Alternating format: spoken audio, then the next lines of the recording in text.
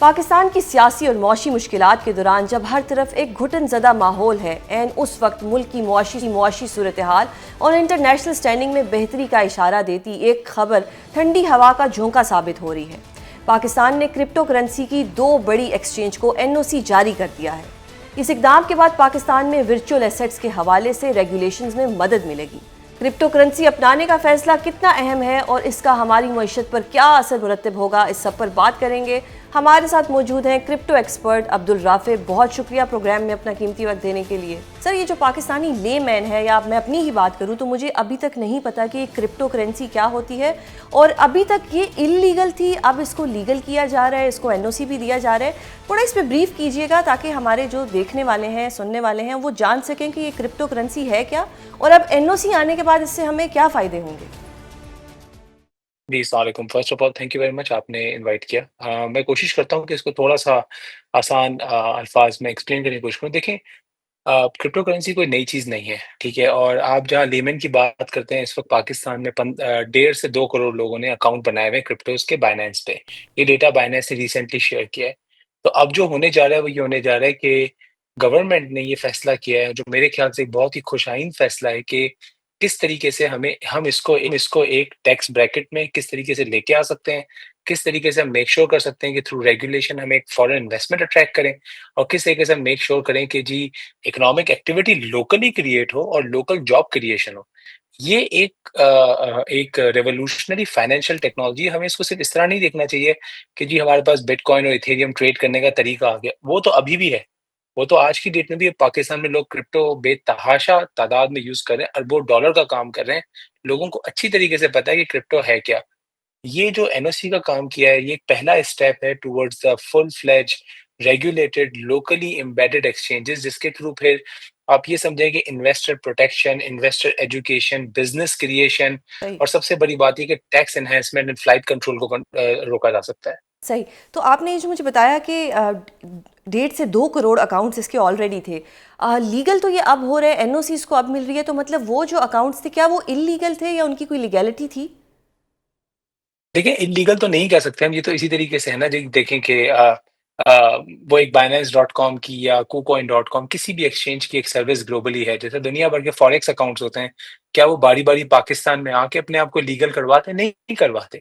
वो global services है, वो ग्लोबल कस्टमर्स ऑनबोर्ड करती हैं और लोग उन्हीं के साथ जाके डायरेक्टली ऑनलाइन अकाउंट्स बनाते हैं, ऑनलाइन ट्रेड करते हैं। सही। तो इल्लीगल कहना एक थोड़ा-सा ज़्यादती होगी, बट हाँ, हम उसको एक्सेप्ट और रेगुलेट नहीं करते थे, तो वो एक कवरेज से बाहर था। बट अब ये हो गया, जैसा मैंने एक्सप्लेन किया कि एक दफ़ा जब आप उसको कवरेज में ले आते हो, तो फिर वो एक्सचेंजेस लायबल हो जाते हैं कि आपकी कंट्री की रेगुलेशंस के हिसाब से फॉलो करके इन्वेस्टर्स को प्रोटेक्ट भी करें और इन्वेस्टर्स के पैसे को भी प्रोटेक्ट करें। अच्छा सर, एक हेर से चीज़ें मैंने सुनी हुई थी कि क्रिप्टो जो है ये मनी लॉन्ड्रिंग के लिए इस्तेमाल होता है, क्योंकि हर वो चीज़ जिसकी हमें नॉलेज नहीं होती उसकी अजम्पशंस बहुत होती हैं, बहुत से टैबूज अटैच होते हैं उसके साथ। जी। क्या वाकई ऐसी बात है कि क्रिप्टो से कभी मनी लॉन्ड्रिंग हुई है या ऐसा हो सकता है? कुछ ऐसा था या सिर्फ ये प्रोपोगंडास थे? जी। जी, मैं बिल्कुल प्रोपेगेंडा नहीं है, बिल्कुल सच्ची बात है, लेकिन बात ये है कि जहाँ भी पैसे होंगे और चैनल्स होंगे वहाँ, तो क्या बगैर क्रिप्टो के मनी लॉन्ड्रिंग नहीं होती? बिल्कुल होती है, बैंकिंग चैनल्स के थ्रू मनी लॉन्ड्रिंग होती है, तो बात ये है कि हर चीज़ का एक सही यूज़ केस और एक गलत यूज़ केस होता है। ऐसे तो बैंक्स के through terrorist financing, money laundering क्या नहीं हुआ है, पाकिस्तान से क्या दुनिया भर में हुआ है। साल के अरबों डॉलर के फाइन्स लगते हैं बैंक्स पे, इस वजह से क्योंकि उनमें ये काम हो रहे होते हैं। तो क्या हम सही। सारी बैंक्स बंद कर दें? नहीं। हम सही। बेहतर रेगुलेशन लाते हैं और बेहतर यूज़ केसेस डिफाइन करते हैं उसके। क्रिप्टो का भी सेम है कि बिल्कुल हो सकता है और होता रहा है, होता रहेगा। सही। रेगुलेशन का एडवांटेज ही ये है कि आप लोगों को एजुकेट कर पाते हैं उस बारे में। ठीक है। और अगर इसमें खुदा ना खास्ता कोई ना कोई, क्योंकि ज़ाहिर बात है कि जब भी कोई नई चीज़ आती है या कोई ऐसी चीज़ इंट्रोड्यूस्ड होती है तो उसमें कहीं ना कहीं आके प्रॉब्लम्स भी आते हैं, लॉ भी उसमें अट्रैक्ट होता है, कोई ना कोई क्राइम भी होता है। ये साइबर क्राइम के अंडर आएगा या इसके लिए कोई नए लॉज बनेंगे?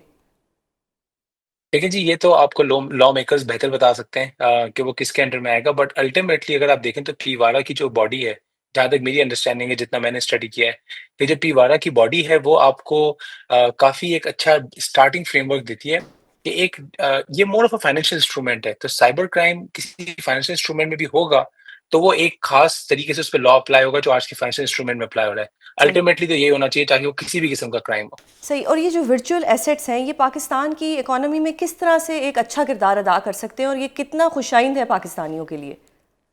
जी देखिए, मैं आपको बड़ी सिंपल एग्ज़ाम्पल दूँ, आज से 10 साल पहले पहली दफ़ा जब एआई पे काम होना स्टार्ट हुआ था, हमें पता भी नहीं था एआई के बारे में, ठीक है? इंडिया ने एआई में पैसे इन्वेस्ट किए बहुत ज़्यादा, इंफ्रास्ट्रक्चर में। आज आप देखें इंडिया कहाँ है और हम कहाँ हैं, ठीक है?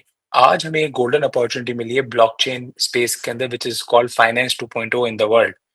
इंडिया अभी हमसे पीछे है। मैं आपसे ये बात कहूँ इंडिया हमसे बहुत पीछे है और पहली दफ़ा हम उससे आगे निकल गए हैं और हम रेगुलेशन करें दुनिया के लीडर्स जो सीज़ी साहब हैं, ये जो बायनेंस के जो मालिक हैं, he is like Elon Musk of blockchain. वो खुद 2 दफ़ा पाकिस्तान आ चुके हैं, मतलब वो इस मार्केट में पोटेंशियल देख रहे हैं। अब अगर इस तरह के लोग पाकिस्तान में पोटेंशियल देख रहे हैं और यहाँ आके बिज़नेस करना चाहते हैं, तो आप इमेजिन करें if we pick this opportunity rightly, ये कितना बड़ा एक एफडीआई का फ्लो हो सकता है। प्लस आप ब्रेन ड्रेन के प्रॉब्लम को सॉल्व करते हैं कि आपके नौजवान को मुल्क से बाहर नहीं जाना पड़ता अपनी सर्विसेज़ देने के लिए और पैसे कमाने के लिए। वो यहीं बैठ के, पाकिस्तान में बैठ के एक्सपोर्ट्स कर सकता है। हर बिल्कुल। एंगल से इसका आपके पास एडवांटेज आता है। तो इसके एडवांटेजेस जो हैं वो बहुत ज़्यादा हैं, आप यही कहना चाह रहे हैं? इंशाल्लाह, बिल्कुल, एब्सोल्यूटली इसमें कोई डाउट नहीं है। मेरे ख्याल से तो जी पीवारा ने और बिलाल साहब ने बड़ा अच्छा काम किया, मुबारकबाद के मुस्तहिक हैं। और जी देखिए अब मैं क्योंकि खुद इस इंडस्ट्री से मेरा पिछले 10-11 साल से ताल्लुक है, मैं दुनिया भर में देखता हूँ और मुझे बड़ा बुरा लगता था कि हम वी वर नोवेयर, हुँ, but what has happened in last 1 year we are everywhere now. ये माशाल्लाह। बहुत बड़ी अचीवमेंट है मैं समझता हूँ। बहुत शुक्रिया प्रोग्राम में अपना कीमती वक्त देने के लिए। आमिर ज़िया साहब बताइएगा कि जो इनकी इन्वॉल्वमेंट थी सियासत के अंदर और जिस तरह कहा जाता था पीटीआई के बारे में कि पीटीआई फैज़ से फैज़ याब हो रही है, अब पीटीआई का अगर एक रिएक्शन या रिस्पांस देखा जाए तो किसी ने कोई ट्वीट भी नहीं की फैज़ साहिब के हक में, या चलें किसी ने कोई थोड़ा बहुत अफसोस ही किया होता, क्योंकि खान साहिब की ऐसी स्टेटमेंट मौजूद है कि जब बंदे पूरे करने होते थे तो फैज़ साहिब इनको प्रोवाइड करते थे, या कुछ भी काम होता था तो फैज़ साहिब इनकी एक प्रॉपर, जिसको कहते हैं फैज़ याब होना, वो किया जाता था। Now how do you see this, कि एक तो मेरे दो सवाल हैं, दूसरा सवाल ये है कि क्या फैज़ साहिब अगर इमरान खान साहिब के इतने करीब थे तो क्या वो खान साहिब के खिलाफ गवाही और शवाहिद पेश करेंगे? ये जो नसरुल्लाह मलिक साहब ने गुफ्तगू की ना, ये बड़ी अहम है और उसमें अहमियत इस बात की है कि सज़ा जो है इस बात पे नहीं मिली कि आप सियासत में हिस्सा ले रहे थे। माशाल्लाह इस मुल्क में तो हाइब्रिड निज़ाम हुकूमत अब भी है। उसका मतलब है कि जो फ़ौज है, फ़ौज पाकिस्तान जो है वो सहारा दे रही हैं, इस जो सियासी डिस्पेंसेशन है, इस वक़्त से हुकूमत है उसको सहारा दे रही है, उसके लिए मतलब है फैसिलिटेट कर रही हैं चीज़ों को। तो जो जुर्म है वो ये नहीं है कि आपने सियासत की, जुर्म ये हुआ कि आपने इदारे के मर्ज़ी के खिलाफ सियासत की। मतलब है कि आप जो इन्होंने बात की कि इदारे में तक़सीम, इदारे के अंदर जो है दो राय का पैदा करना या अपने ज़ाती मफ़ादात को आगे बढ़ाना, वो एक जो है वो गलत, वो एक जो उनके लिए गले का फंदा बन गया है, ये उनके साथ हुआ है। और वो उसकी वजह से मैं समझता हूँ कि एक रिवायत बन गई, एक प्रेसिडेंस सेट हो गया है, जो इस वक़्त अफ़सरान हैं उनके लिए भी, आने वालों के लिए भी, कि जनाब एहतसाब कहाँ पर हो सकता है। अगर आप इदारे की मर्ज़ी से रियासत के मफाद में चीज़ें कर रहे हैं तो ठीक है, उसके लिए गुंजाइश है और उसके लिए मेरे ख़्याल में आगे भी होती रहेगी। हमारे वज़ीर दिफ़ा कहते हैं कि ये हाइब्रिड निज़ाम है इस मुल्क के अंदर, तो उसमें तो कोई हमें अब कोई छुपा हुआ राज़ नहीं है कि फ़ौज की इन्वॉल्वमेंट नहीं है। फ़ौज की इन्वॉल्वमेंट 16 आने हैं।